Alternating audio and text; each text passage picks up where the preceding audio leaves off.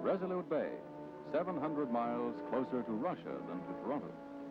The temperature during this historic trip of the television film crew, 45 below.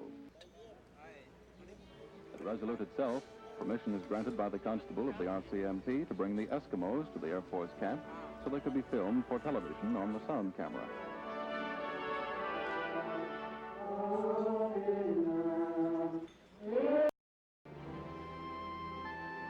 When we got up to the high Arctic, our life was supposed to improve. When we got up there, I was shocked. It was empty and cold.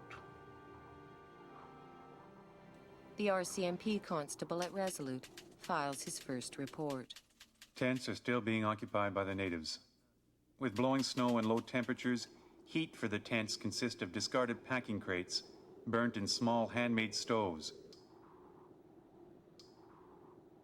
The government is looking at a much broader picture.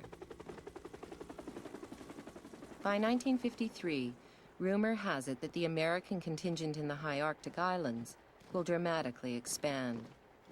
May 8, 1953. The Arctic archipelago is the most sensitive as far as sovereignty is concerned. If all the projected U.S. developments in this area are carried through, there would be about 1,200 U.S. personnel in this part of Canada. Secretary of State for External Affairs, Lester Pearson, observes, a further increase would present risks of infringements on the exercise of Canadian sovereignty. 7 Inuit families with permanent homes in the high Arctic would strengthen Canada's hold on the region. Among those selected are an 80-year-old grandmother and a 24-year-old woman disabled by polio named Ananungak.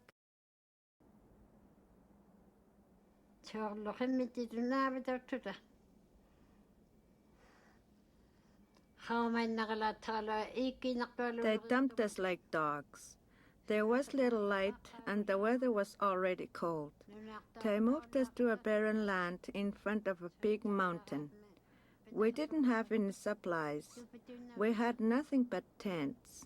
They did give us buffalo hides, which we used to insulate our tents, but they made our tents dark.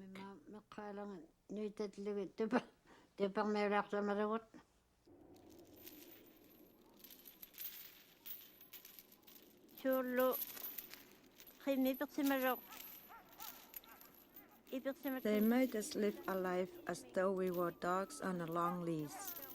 When a dog touches a person's belongings, the dog is punished by being hit. It was as though we were treated like that, and when the police found out that we were scavenging for food in the garbage dump, he would search our whole house to find what we took from the dump. The natives do not frequent the settled area of the island, only to trade at the Eskimo store. A patrol is made either by foot or snowmobile to the native camp every other day. During this time, all tents and persons are checked. Women and children have not left the camp since their arrival. Resolute Bay, 700 miles closer to Russia than to Toronto. The temperature during this historic trip of the television film crew, 45 below.